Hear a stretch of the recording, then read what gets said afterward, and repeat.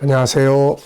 김성길 목사와 함께하는 사람 이야기 제1단원 당신이 보물입니다의 38번째 38회가 되겠습니다. 자, 이 교재로는 174쪽이 되겠습니다. 자, 이제 4장에서는 당신 속에 있는 보물을 활용하라. 보물을 사용해라. 보물을 지금까지 열심히 찾아왔는데 이제 5가지 성품의 보물을 사용해라. 이 이야기입니다. 자, 읽어보겠습니다. 지금까지 우리는 세상을 지배하고 있는 가치가 무엇인지, 배경이 무엇인지, 그리고 그 안에서 살게 될 때 오는 결과가 무엇인지를 살펴봤습니다. 그리고 우리가 회복해야 할 인간의 존귀한 가치와 그것이 어디에서 나오는 것인지를 살펴보았고, 우리 안에 이 소중한 보물들에 대해서 살펴봤습니다. 자, 5가지 이 소중한 보물들을 읽는 것으로 공부하는 것으로 그쳐버린다면 우리는 여전히 세상의 잘못된 가치들 속에서 고통스러운 인생을 살게 될 것입니다. 이제는 나를 알았으니 나답게 살아가는 용기가 필요합니다. 우리의 삶을 둘러싸고 있는 물질 문명의 가치, 약육강식의 가치들을 벗어버리고 창조론적인 가치, 5가지의 하나님의 형상, 성품을 회복하는 삶을 살아야 합니다. 그래야 희망이 있는 것이죠. 자, 먼저 첫째는 자신의 내면 세계를 바꾸십시오. 인생은 다른 사람을 위해 살아주는 게 아니고 내 자신의 인생을 내가 사는 겁니다. 내 자신이 행복한 삶을 살아야 합니다.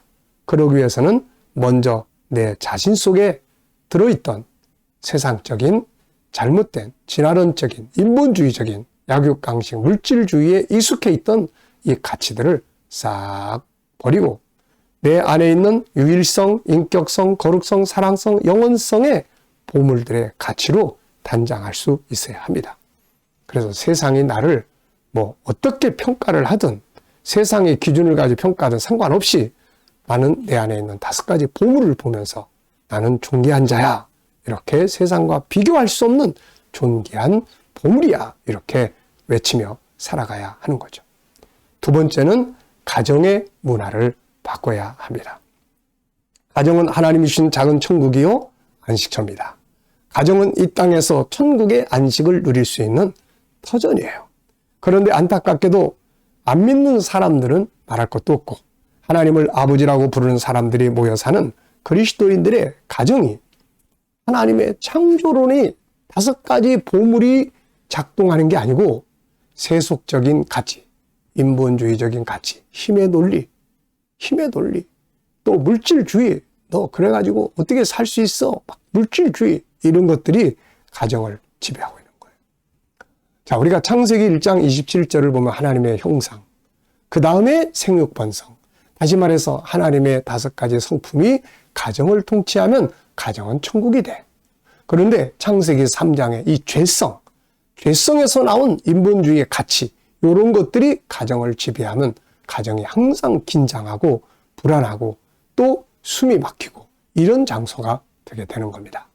그래서 우리가 하나님의 5가지 성품이 가정에서 이렇게 움직일 수 있도록 해야 돼요. 유일성의 존귀함, 다양성을 인정하고 재능을 서로의 장점들을 발전시켜주기 위해서 지지해주고 격려하고 실수를 해도 봐줄 줄 알고 이게 필요한 거예요. 그리고 생각할 줄 알고 그리고 억압하지 않고 자유를 누릴 수 있고 이 속에서 창의력도 나오고 거예요. 소통의 능력을 키워가지고 서로 들어주고 따뜻한 말로 표현할 줄 알고 그리고 함께 조화를 이루어 갈 수 있는 이런 삶을 만들어야 하는 겁니다.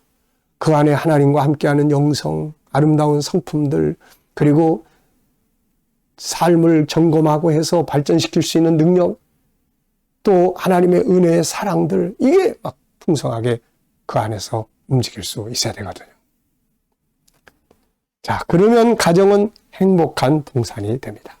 그 다음에 이제 3번째로 밖에 나가야죠. 이제. 하나는 내면의 가치, 하나는 가정의 삶의 문화를 바꾸고 그 다음에 밖으로 세상에 나가는 거예요. 직장에, 사회에.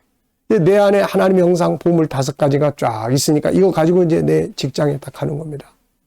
사람을 존중하고 그의 장점을 찾아내주고 그리고 이 사랑의 질서가 실현이 되고 배려하고 이런 5가지 성품이 그 속에서 쫙 살아가니까 사람들이 막 놀라는 거죠. 그러면서 야, 저 사람이 신앙생활 하더니 완전히 사람이 바뀌었네. 하나님을 인정하게 되는 거예요. 자, 그러면 이제 우리가 이렇게 내면의 세계를 바꾸고 내면에 있는 이제 5가지 성품으로 바꾸고 그 다음에 이제 가정의 문화를 바꾸고 삶의 현장의 문화를 싹 바꾸고 이렇게 하기 위해서 필요한 것들이 몇 개 있어요. 예, 그래서 176페이지는 실천 사항들이 있는데 먼저 첫째는 인식을 바꿔야 된다는 거예요. 어떤 인식입니까? 나는 원숭이의 후손이 아니라 하나님의 자녀다. 내 안에는 하나님이 주신 5가지의 보물이 있다. 나는 존귀한 자다. 이제 나는 세상적인 가치를 더 이상 따라가지 않고 이 5가지 성품의 가치를 살아갈 것이다 하는 인식 전환을 가져야 합니다. 아무리 좋은 보물을 가지고 있어도 난 안 써. 난 이거 쓰기 싫어. 이게 더 옛날 살던 방식이 더 편해. 이래버리면 절대로 안 바뀌게 되는 거예요. 두 번째는 이제 말이 바뀌어야 됩니다. 이 말이. 이 사용하는 말이 바뀌어야 돼요. 이 말이. 생각은 5가지 보물, 존귀하게 여겨. 존귀하게 저 사람. 근데 말이 그 사람을 무시해. 이러면 안 된다고요, 이게. 그러면 내 말은 세속적 가치관이 들어있는 거고, 내 속은 5가지 보물이 움직이고 있는 거고. 이러면 안 되잖아요, 이거. 그래서 속에 있는 것이 언어를 통해서 밖으로 나오는 거예요. 그래서 약육강식이 들어있는 언어 말고, 이 언어에 하나님의 성품 5가지가 들어있는 언어들을 사용할 수 있어야 된다 하는 거예요. 자, 세 번째는 이제 행동을 바꿔야 되겠죠. 생각, 언어, 그 다음에 행동이에요. 그래서 이제는 우리가 적극적으로 행동하는 자세를 가져야 돼요. 보통 이제 이렇게 이야기들을 나누고 하다 보면은 저는 마음은 원인데 이게 잘 안 돼요. 이런 분들 계세요. 부부지간에도 이게 좀 뭔가 이렇게 하고 싶은데 잘 안 돼요. 그런데 이게 뭐냐면 먼저 용기 있는 행동이 필요합니다. 그동안에 살아왔던 항상 억압하고 큰소리치고 막 성질내고 이러던 문화가 어느 날 여보 그동안 너무 수고 많이 했어요. 고마워요. 이렇게 바뀌려는 게 이게 어색하고 이게 마치 뭐가 같으냐면 새 옷으로 갈아입을 때 좀 어색함이 있잖아요. 똑같은 거예요. 결단을 탁 내려서 행동을 한번 해보는 거예요. 그래서 먼저 인사도 먼저 해보고 나보다 나이 어리고 낮은 사람이 먼저 할 때까지 기다리지 말고 그냥 내가 먼저 하는 겁니다.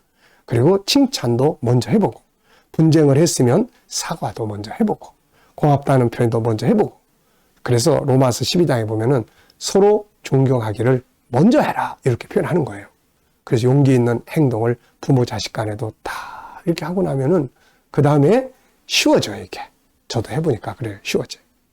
자, 네 번째는 이제 환경을 좀 바꾸는 게 중요합니다. 우리가 살아가는 삶의 환경을 바꿔야 돼요.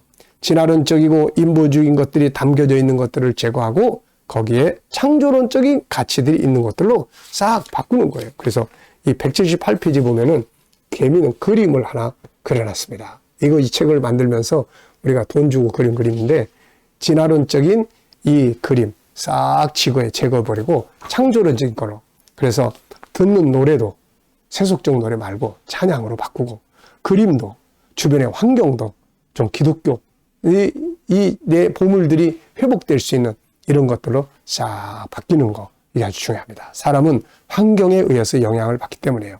그리고 이제 마지막은 성령님의 도우심 필요해요. 나 혼자만의 힘으로 이걸 온전하게 할 수가 없기 때문에 성령께서 감동해 주시고 도와주셔야 되는 겁니다. 자, 여러분 우리 안에 있는 소중한 보물들 잘 적극적으로 삶 속에서 활용하셔서 놀라운 변화들이 있기를 바랍니다. 이 시간 말씀 여기서 마치겠습니다. 감사합니다.